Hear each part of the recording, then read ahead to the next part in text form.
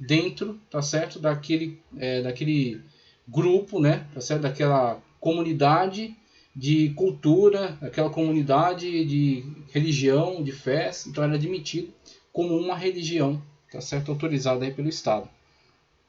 Agora, é claro, o imperador está tendo um relacionamento mais próximo dessa fé. Inclusive, ele manda pintar aí símbolos, né, o Kiro no escudo aí dos seus soldados. Então, isso sinaliza uma aproximação. Agora, com outros dados que a gente pode pesquisar, alguns dizem que Constantino só foi se batizar de fato já próximo da sua morte, bem para frente. Então ele ficou como que interagindo entre dois mundos. Ele manifestou um favorecimento, uma aproximação ao cristianismo, só que sem, todavia, tornar-se, né, um catecúmeno, vamos colocar assim. Né?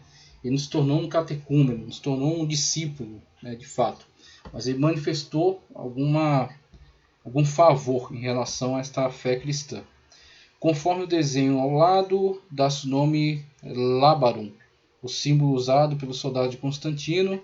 Conforme vemos, esse símbolo consistia das duas letras X e R, que em grego são as duas iniciais, as duas letras iniciais da palavra Cristo, ok? Christos. Jesus Christos.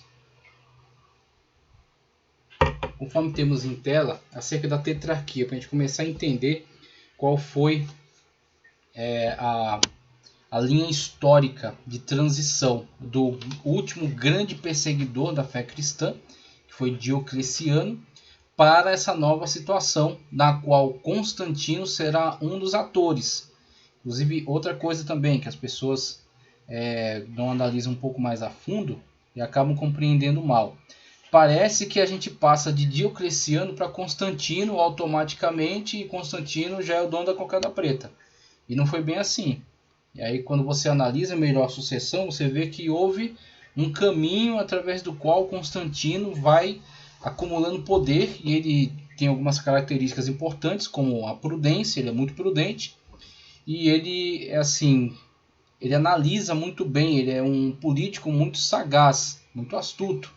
Então ele sabe criar situações favoráveis, ele sabe manipular certas situações para tornar isso favorável a si, assim engrandecendo o seu poder. E aí a gente vê, quando Constantino tem a primeira oportunidade de ascensão, ele é muito bem sucedido e ele vai costurando esse trajeto até tornar-se, então, acumular novamente em si o poder, todo o poderio romano, até que depois será feita novamente uma divisão, mas não nessa chamada tetrarquia.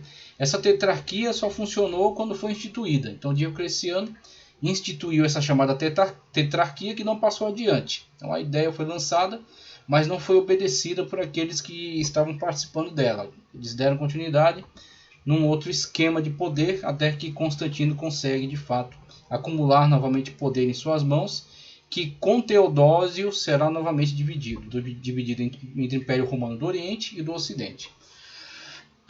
No governo de Diocleciano, em 284 da era cristã, foi criada a chamada tetrarquia, onde ele dividiu o poder com seus amigos Maximiano, Galério e Constâncio Cloro. Maximiano, Galério e Constâncio Cloro. Então nós temos Diocleciano, Maximiano, Galério e Constâncio Cloro, os 4 integrantes da chamada tetrarquia. Na economia, Diocleciano tentou reduzir a inflação por meio do Édito Máximo, que consistia na criação dos preços máximos para os produtos comercializados, em um limite de ganho sobre a jornada de trabalhos, para melhorar a defesa das fronteiras, principalmente com a pressão dos bárbaros. E aí, novamente, é sempre uma força que está interagindo com a política romana. Então há sempre essa questão da pressão, da tentativas de invasão dos povos bárbaros, né? Pressão nas fronteiras, e geralmente aqueles que eram bem-sucedidos no controle dessas crises alçavam caminho ao poder, né? Então as próprias tropas promoviam esta ascensão. Então nós temos uma mudança, né, da antiga política ligada à república, ligada ao Senado, ligada a essa sucessão, tá certo? Quase que dinástica, não é? Para futuramente ser uma sucessão ligada mais a conquistas no campo militar.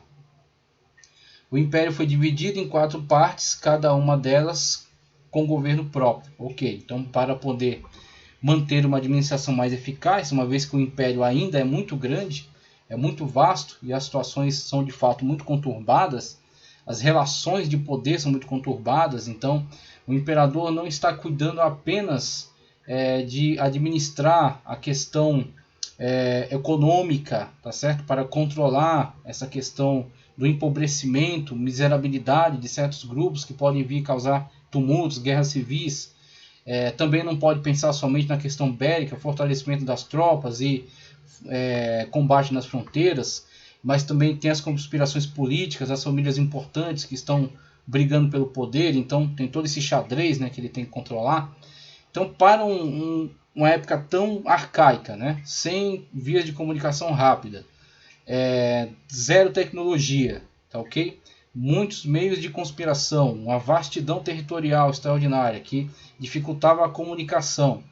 Então, olhando para todo esse quadro, essa situação, Diocleciano pensou em fazer essa divisão para tornar mais eficaz a forma de governo. Então, cada um destes governando sobre uma área menor, sendo mais eficiente, e se obedecessem, né, ao sistema da tetrarquia, haveria uma sucessão tranquila, com aqueles que estavam subalternos, né, os imperadores, depois de um determinado tempo, saindo dos seus cargos, sem necessariamente terem que ser mortos, né, e passar por uma chacina em toda a sua família, o que geralmente marcava as sucessões ao poder, né? Então aquele que saiu do poder porque foi morto e sua família toda também foi morta. Então isso gerava depois o desejo de vingança. Então aquele que subiu ao poder já subia com uma certa promessa, né, de que outros grupos também iriam aplicar aquilo sobre ele, ou iriam se vingar dele. Então isso desestabilizava terrivelmente o poder. E aí Diocleciano observou isso. Diocleciano, que nem era assim de família nobre, tá? Ele era filho de um liberto. E aí ele, por ser um bom soldado, e aí temos essa situação, esse quadro político, na qual aquele que é bem sucedido na área militar é favorecido a chegar ao poder. Então você tem a situação de Diocleciano figurando aí no poder e tendo ideias que no primeiro momento parecem de fato ser muito eficientes, mas que não será encarado pelos seus sucessores como algo válido, será desfeito, tá ok? Diocleciano, vamos lá, para melhorar a defesa das fronteiras, principalmente com a pressão dos bárbaros, o império foi dividido em 4 partes, cada uma delas com governo próprio. Diocleciano e Maximiano abdicaram em 305, sendo substituídos por seus generais. Então você tem a primeira fase, né, na qual esses dois imperadores saem do poder para dar sucessão e assim entrarem outros para integrarem a tetrarquia. E aí onde vai dar problema. Então nesse sistema de tetrarquia nós temos 2 Augustos, Diocleciano, aquele que estava ocupando, né, o trono imperial, e tem aí esta brilhante ideia, né, da tetrarquia. Então coloca em funcionamento a partir do governo dele. Por isso que foi falado aqui da abdicação. Mas não é no sentido dele abandonar o trono, tá? Mas sim no sentido dele estabelecer uma divisão do poder, para que pudesse então ser mais eficaz esse governo de Roma. Então Diocleciano e Maximiano são Augustos, chamados Augustos. E eles exercem autoridade sobre 2 Césares. Um é Galério e outro é Constâncio Cloro. Ok, Constâncio Cloro é pai de Constantino. E aí onde Constantino vai, ele era um general, foi bem sucedido na uma das piores frentes de batalha, que era contra os germanos, tá? Então você tinha a frente de batalha contra os persas, inclusive você tem lá, né, a narrativa aí do Valeriano, que caiu em mão de Sapor, que era um rei persa. Então você tem uma linha de frente muito violenta com os persas e a outra com os germanos. E Constantino era um general dentro dos domínios de Constâncio Cloro, que era um César, né? E ele então ascende ao poder. Suas tropas dão esse voto, né, de que ele é digno do poder imperial. Agora, é claro, os outros que integram a tetrarquia não vão gostar nada dessa ideia, mas ele não vai se ligar muito para isso. e vai construir o caminho até o poder. Reforço dos poderes imperiais, Dominus et Deus, temos aí, né? Territórios de Constâncio Clódio, pai de Constantino. Olha aí os territórios que eram administrados, dominados aí por Constâncio, um César, tá ok? Temos aí aquilo que hoje é a França, né? Então, território aí, atualmente hoje, isso aí é a França. A França e a parte de cima ali, pegando Países Baixos, né? Bélgica e Holanda.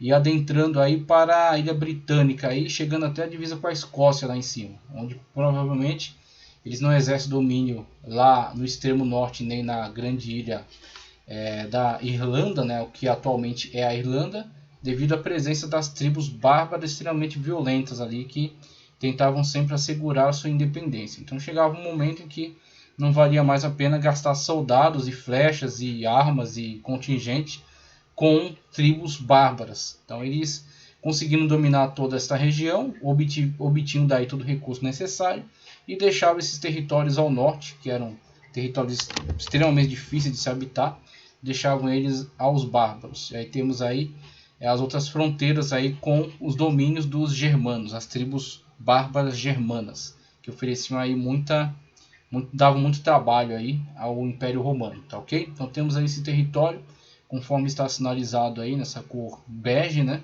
Território de Constâncio Cloro, que depois será sucedido por Constantino devido à aclamação de seus exércitos, tá ok? Então Constantino atuava aí dentro dos domínios de Constâncio Cloro, que era um César. A área indicada em verde é de Maximiano, que era um Augusto. E aí temos aí alguém que está está num extrato acima, né? Está no extrato acima de poder. E aí quando ele, o Augusto Maximino, com o Augusto Diocleciano, finalmente saem do poder, né? Eles cedem a sua cadeira, aqueles dois Césares tornam-se Augustos e dão lugar à entrada de outros dois César. Essa era a grande ideia brilhante aí de Diocleciano. Territórios de Galério, olha aí, a região da Dalmácia, o que hoje é a Grécia, né, chamada de Macedônia, a Trácia, tá ok? Bizâncio, ó, a cidade de Bizâncio aí, tá ok? Então temos aí territórios de Galério. E territórios de Diocleciano. Diocleciano ficou com essa frente aí, né, ao norte da África, na região do Egito, extremamente rica, tá ok? Uma região muito importante. Palestina, tá? Indo até a Mesopotâmia, até as fronteiras da Armênia, no Cáucaso, e toda a parte aí que atualmente chama-se Turquia, né? Chamada na época aí Ásia, Ponto. Então temos aí esse território e as difíceis fronteiras aí com os persas, ainda na administração aí de Diocleciano. Então temos esse primeiro quadro, tá?